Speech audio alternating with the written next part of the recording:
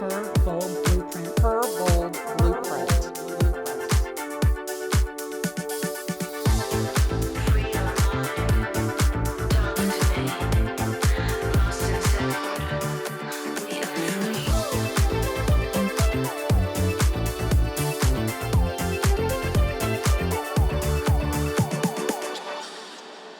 Hello, and welcome to Her Bold Blueprint podcast. I'm Christi Ashby, founder, publisher, and editor of Orange Appeal Magazine, Interior Appeal Magazine, and co-founder of the Orlando Women's Conference. And I'm Kate Slentz, Christi's daughter, and co-founder of the Orlando Women's Conference, as well as associate editor and publisher of Orange Appeal and Interior Appeal Magazine. The purpose of this podcast is to share untold stories of really bold women in our community. So today we're very happy to have with us Ansley Highland. Most of you know her from Dora Made Jewelry, but she has a great story of how creativity has changed her life and how it's helped her share her life with other people. But before we get to that, we can't grow this podcast unless you like, share, and follow. We're on all recording podcast platforms as well as YouTube. Without further ado, here's our interview with Ansley. Today we have with us Ansley Highland, and she's known for her bold personality, bold vision, and bold designs. Yes. So a little bit about her background. She got a degree from University of Florida, go Gators, go Gators, in public relations and business. She was in sales and garden design at Appenberries, and she's owner and designer of Avant Garden Design, which does residential landscape, and owner and designer of Dora Made Jewelry, which is one-of-a-kind jewelry combining high-quality vintage and modern components from the 1800s to the present. Yes. Welcome, Ansley. Thank you. So just tell us, it sounds like you've been creative for most of your life. So tell us a little bit about how that got started when you were a child. I'm sure you were doing things as a child. Yes. My parents described me even, when you said loud and bold, but they have these pictures of me when I was 2 years old, like standing on an ottoman, like singing and just like, being very expressive. So I know that's been in my personality since before I knew I had a personality. Yeah. But I think as far as when creativity really started coming out in me, I have this memory, I think it was in the 5th grade, so I would have been like 11 years old. I decided to self-impose this challenge of I'm going to not wear the same thing in the same way to school, not one day of the year. So now when I look back on that, I'm like, first of all, no one cared what anyone was wearing in the 5th grade. So this was not about image or what I just wanted. And also I think I had 11 items in my closet when I was 11 years old. So it felt to me why? I can't believe that I did that. But it showed me that I was thinking about possibility and originality, and I wanted to express in different ways. And even the fact that I needed a challenge to do something in a different way every day. I don't know. I was like, wow, I was really wanting, I had the itch to create from a very young age. Now my sisters and my mom, whose items of clothing I borrowed in order to meet the challenge, were a little irritated. I can imagine. I'm assuming there were a lot of accessories too. Oh, so many accessories, wear something backwards, wear your socks high, wear their socks low. It's just some different way. That's a lot to keep up with in 5th grade. I'm pretty impressed. It is. And it was fun for me. That was what was crazy, So it sounds like you've been this creative genius. That's generous. With an infectious personality for a very long time. Thank you. But how did that evolve when you were a young adult? Obviously, University of Florida, public relations and business degree, that's a little bit creative, but probably not nearly creative is what you're into now. Yeah. I think creative writing, I ended up going through the journalism school like you, and I just picked journalism because I thought, that feels somewhat creative. And then when I kind of picked the PR track, it was more of a little bit more of a science, right? But I still enjoyed it. I still love writing. And I would say that journaling throughout my whole, also from 2nd, 3rd, 4th grade, I have stacks of journals from home. So that writing was a creative for sure. I think something that's interesting about my young adult life is that I came from a very more rigid religious background. So there was a lot of black and white thinking. And I think I actually have that to thank because it kind of pushed me to explore the gray and explore the color Yeah. more than just the rigid ways. I felt like it pushed me out beyond what somebody could tell me was right and wrong. And I think beauty and creativity, like, no, it's Yeah. all subjective, right? And I was in a world of very objective, like absolute truth Yeah. and certainty, even though it's supposed to be faith, but it was, very certain about everything. And I'm like, no. I want to go explore out here in these realms that people can't say exactly what's Right. true. And so I think that really did inform me kind of wanting to break out a little bit and be my own person, think and my own ways. How did garden design come about?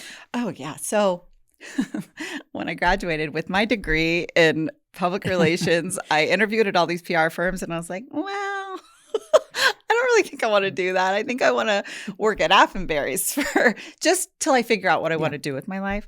And then I had an incredible mentor in Lisa Appen who kind of saw something in me, like, I think you could be really good at this garden design thing. And she kind of mentored me, taught me everything I know. And then when I was 24, I started my own company because I had a baby and I wanted to work from home. And I laugh at that version of myself because I had this much expertise, but like this much confidence, like, oh, I can make something beautiful. I got this. That's amazing. That's amazing. Yeah. So I started designing gardens. I did that for 15 years. Actually, I still do it. I still take on a few projects every now and then just for fun. Okay. And so tell us a little bit then how you got into the world of jewelry design. Yes, so that definitely found me through my grandmother, Dora May. She had always been a creative inspiration in my life. She was a Depression era lady. She had a third grade education. But yet she had all the creativity in the world, was a poet, a seamstress, a from scratch baker. Like, the girl had ideas like coming out her ears. And I always admired just how she let those, like, she would turn a regular dinner party into like everyone had their own poem at their table like, that described who they were. So they, instead of their name, like she just kind of blew everyone's mind with such a elementary school education, So it was never about that. It was always about her creativity. So she also collected antique jewelry. We just didn't know how much antique jewelry she collected. It was like 15 boxes. And when we were moving her into a retirement home, we kept getting them down out of the attic. And we're like, oh my gosh, May, you have so much jewelry.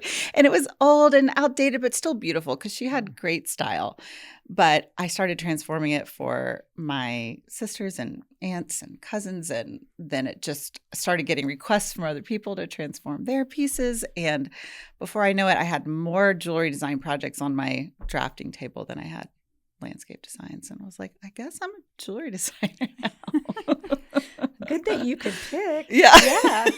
Now, what are some highs and lows of owning your own business? Because a lot of women that are watching would be entrepreneurs or have their own businesses. That's a great question. I would say owning your own business is the best school for overcoming fear. So if you're ready to overcome your fears, just start a business. I feel like you guys actually relate to this on a lot of levels. And if you're not ready, then just don't, because it really makes you confront all of the things that you are unsure of within your own soul, unsure of about the world. I think the fear of unworthiness, do I belong? The fear of failure, the fear of rejection. I mean, as an artist, putting yourself out there, like I'm putting my soul in these pieces and then just like putting them on display. And it takes a lot of courage and you have to overcome those fears. So I would say another thing, and even why we're here today, like we have to share our stories about what it took, because I think all of life is really about overcoming fear and learning how to love instead. And I think we all just have different versions of that. And so what is our version and how can we be present to those fears? I think like for a long time, I just one of my lows was like how long it took me to like acknowledge and be present to what my actual fears really were without shame, without like ability just to be open and look at them, acknowledge them, and then have the patience and the awareness to work through them in an honest, authentic, genuine way. I think that has been a huge path, a huge journey for me. We followed you since you started in 2008, which is when we started the magazine. And so there's been a lot of, for us, a lot of evolution, a lot of innovation. Yes. I believe it's the same for you. Kind of tell us how you've evolved the business. Yes, I think with creativity, there's this inner authority that builds, but you have to practice, right? First, like authority is built with experience and with practice. And then as that built, I realized, because I started mainly with people's costume pieces. And I felt confident to do that because, they were like a grandmother's brooch. It was probably like thrown in a jewelry box. But the thought of like disassembling somebody's fine jewelry for me for a while was a huge like authority block. Even though when I look back now, I'm like, I always had the design skill and the creativity to do it. It just was a lack of confidence or a lack of like, do I even want to take on that responsibility or that pressure? Is that too much? Then suddenly it really was through, I think a lot of transformation happens at the end of your 30s and the beginning of your 40s where you're like, oh, wait, I'm going to step into who I fully am and I'm going to show up fully as my real self in my real life. And I went through a major transition, a divorce, which was, that has lots of layers to it and was excruciating in its own ways. But something that it did make me realize is I had so much more to offer. I was putting my own limitations on myself. So through that whole process, I just suddenly, in a natural way that I can't really describe, just felt free. Like all that pressure, that was all self-imposed. So I'm like, no, if somebody's doing this, why can't it should be me. I can do this. I can do this. In fact, I want to do it in a different way than other people are doing it. I want to put my own creative spin on it. So evolving into fine jewelry has been one of the most fun things because I also think we all need to learn new skills. We all need to be brand new at something all throughout our life. Always be learning. Yes, always be learning. Yeah. Always stay humble. Always realize like there's the possibility. The unknown is our best friend, really. We're really all very afraid of it, but it's really where life happens. It's where creativity happens. It's where everything is really at. So for the women who do it all and then do a little more, we're here for you. At Advent Health for Women, we created the region's only women's health navigation team to make healthcare simpler. Our registered nurses will match you with the right doctors, schedule your appointments, and more for you and your whole family. So you can keep making hard look easy. I suddenly wasn't afraid of that unknown anymore and was like, okay, let's do it. And one of the moves I made, I just bought a few diamond rings, even though I didn't know anything about it. I knew about it, but I wasn't an expert. And then I just let life be my teacher. I messed up a bunch of times. But that's part of it. And I think being able to not take it all so seriously enough to be able to laugh at your mistakes, learn from them, and move along. It's been wonderful. I love it. And what I really love about you, I love everything about you, but what I really love is that some people would be creative behind closed doors, and you're very open about getting other people to be creative. From your little workshops. I mean, to go in your store and go see all the beads and gems in the back is amazing. So it sounds like that's your philosophy. You want to spread creativity. I think that is the ultimate soul behind Dora May, behind my garden designs. It's not, people ask me, am I passionate about jewelry? I'm like, well, yeah, I love jewelry, but it's more, that's just a channel. That's one channel of creativity. And what I would say I really was passionate about is transformation as an art form. Like transformation is art. And I think that's what we love the before and afters. We love, like, that's what we're into that. Like, there's something about the human soul that wants to see the evolution and the transformation and something old becoming new. And I think I'm passionate about that, but not just in jewelry, in all of life. And an interesting part of my story is that I realized I was really, really good at transformation when it came to fashion, jewelry, gardens, but transformation of my own life was a whole different thing. But I suddenly was like, wait, I can apply all of these principles of creativity that I've applied to jewelry, and I can actually apply it to my actual adult, grown woman life, you know? Yeah. And so then that's what started inspiring me. I went back to my first love of writing. It's like, I'm going to try to start putting this into words. And that was daunting. Like, okay, how am I going to express into words what transformation, or how I could like borrow my expertise in this area and like apply it to my life as a woman and as somebody who wants to create a new relationship, as someone who wants to create healthy relationships with their children, even a healthy relationship with my business, because we all know like that has...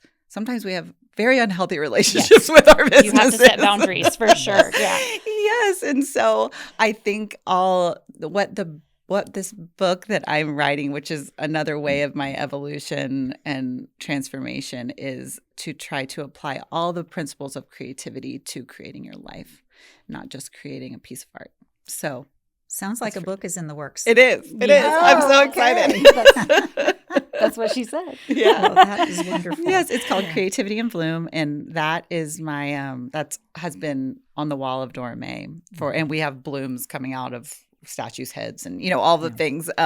So we're just going with that theme, and it's a path of petals to possibility and potential. So I love that. Yeah. I love the alliteration. We're big alliteration people over here. So even though it's very faux pas, but we just stick I don't with care. it. I don't care. That It's phrase fun. said what I wanted it to say, regardless of it all starting with peace. Yeah.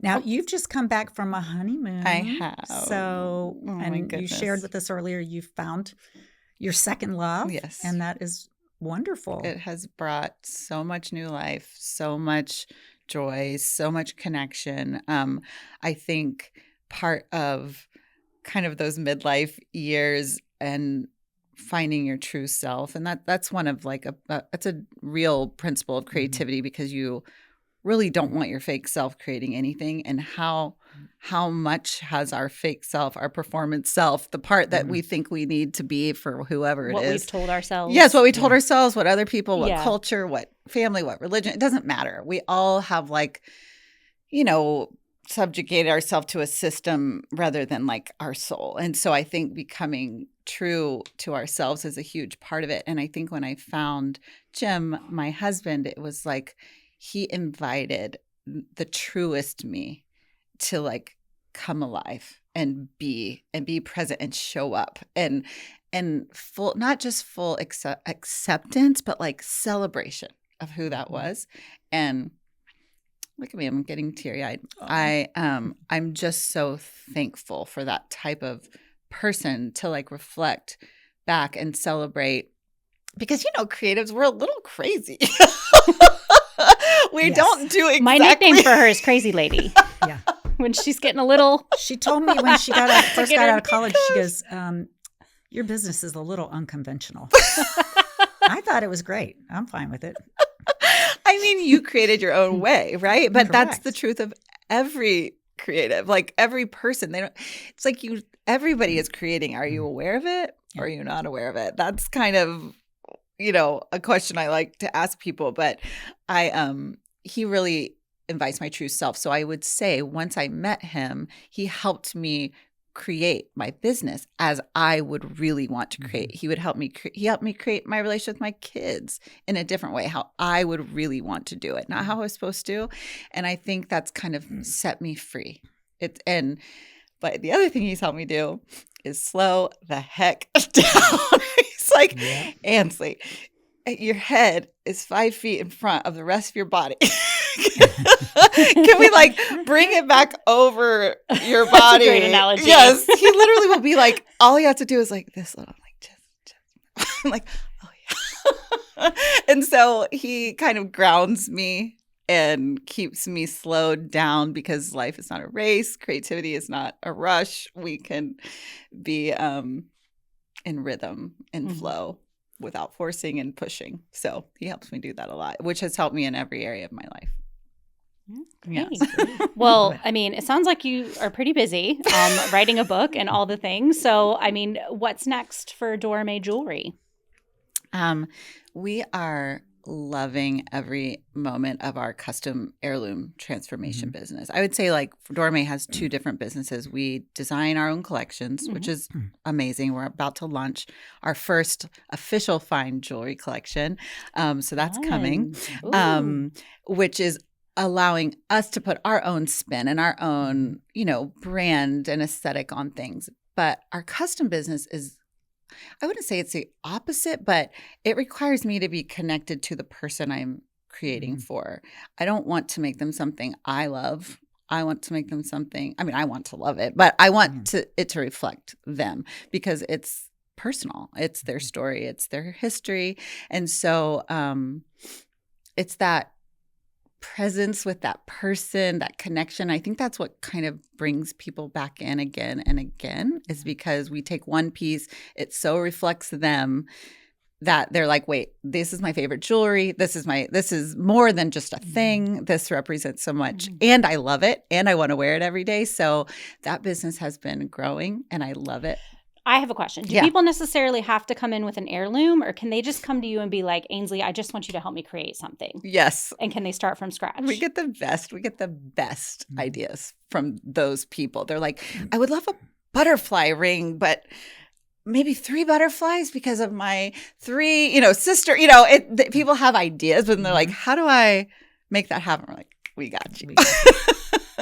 So, you do not have to have an heirloom. The other thing is people who don't have heirlooms want an heirloom to pass down because they want something to give to their daughter. That happens a lot whenever people are having kids and they want to celebrate that. But then they also want to have something to pass down. So we create heirloom quality jewelry that could last for generations. So I think that's a very fun aspect of it. Because, not everyone has an heirloom or their family had a bunch of diamonds. Yeah, that's not everybody. No. So we love to kind of start from scratch with people. And you were pretty much self-taught. You didn't take any training. You just jumped in. I jumped in. I did take courses. I took courses in landscape design. I took courses in jewelry design. But it's really you add all your expertise as you go. And I've realized, we need more expertise in these areas, and I've learned. But as I've gone, that's just kind of more my path in life.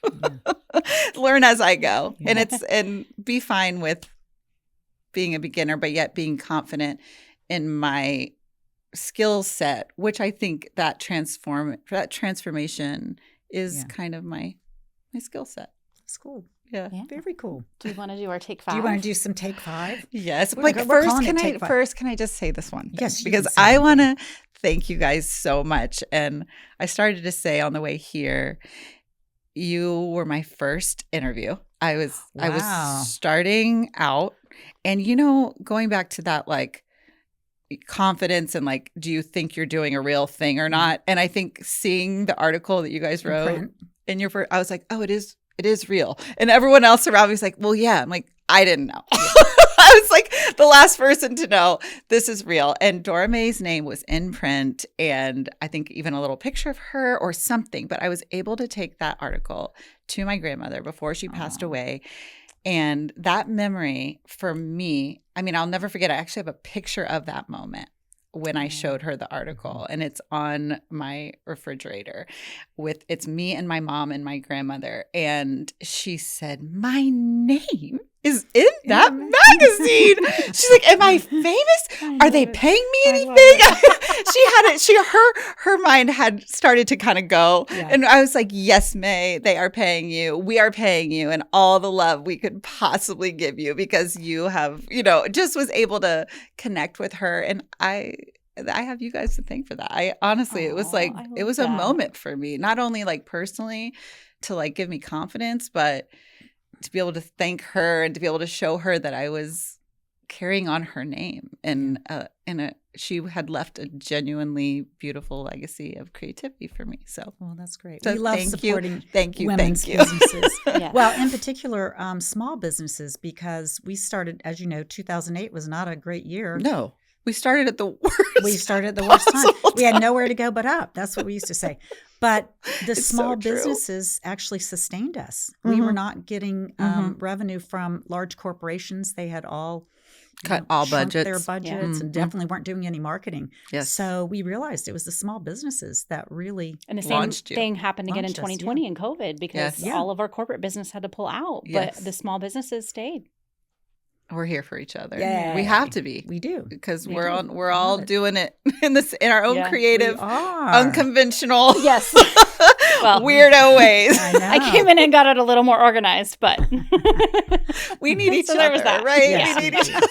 We do. Well, you support all of our events too. Yeah. So Oh yeah, girl. yeah, I love it's you all guys. good. You guys well, are thank you. amazing for Orlando. Thank you. Okay, here's our you. quick fire. Okay. Okay. Ooh. Favorite indulgence. It could be anything. How about slow mornings with my husband? Ooh, I like that sounds that. romantic. That's my favorite. Favorite venue or event in town? I mean, how about the art festival? That Yeah. just comes to mind. Art And festivals, actually, yeah. I do love the art, but I Yeah. also love that I'm not showing. Yeah. Yeah, you get to You enjoy can troll. it. You can Yeah. go and Just troll. And, go and- yeah. And I feel like I always want to hug the artist. Like, I get it. Yeah. I know how you feel. I love that show. I would say let me see if I can say it. I don't want to create to escape my life. I want to create a life that I don't want to escape. Oh, I love that. I love that. I love that. I love that. And then finally, since we're her bold blueprint, Okay. what is the boldest thing you've ever? I know you've done a lot of bold things. But is there one that Every was day. like you Every really day feels bold. you really like jumped off the cliff? Like it was just bold. Okay. The first thing that comes to my mind is around money, because I think I've always had a block with money, and I deferred all the money decisions to my first marriage. My husband was a CPA. He was the expert in money, and I steered clear of it. So I would say the day that I realized I was going to take money out of the stock market for a return and invest that money in myself, that I was the return, that I was the investment, it felt huge to me. That felt bold. Like that was like actually putting my money where my mouth was. Do I believe in myself more than I believe in this like big, scary stock market? And then coming to the realization that yes, I do. And my greatest return will be in myself and my business. That was a big day for me. It is bold. Bravo. Yes. I cashed in my 401k to start the magazine, Yes. so I get it. Yeah, see, that gave me Scary. chills because Scary. we've all been there. Yeah. Like we've Mhm. all kind of walked off the cliff that way and like, Yeah. okay, I'm in a free fall. What's going to happen? Do it. Finally, Yes. I mean, where can people find Dora May Jewelry? Dora May Jewelry is mainly on Instagram. We gotta focus our social media energy. Yes. So we You are gotta mainly pick on and choose. Instagram Yeah. at Dora May Jewelry, and then DoraMayJewelry.com. And then your lovely store in Ivanhoe Village. Yes, it is on Orange Avenue, kind of in that near White Wolf Cafe. A lot of people know where that is. And then you also can find me at On Being Creative on Instagram. I try to post daily inspiration for like your creative spark. So On Being Creative, that's just like a way I like to share and serve. Wonderful. Love. Well, Ansley, it was a pleasure having you. Thank you for and we having look me. forward to you spreading your creativity all And we over. can't wait to read your book. Yeah, Yeah, thank that's you. right. I'm so excited. Thank you.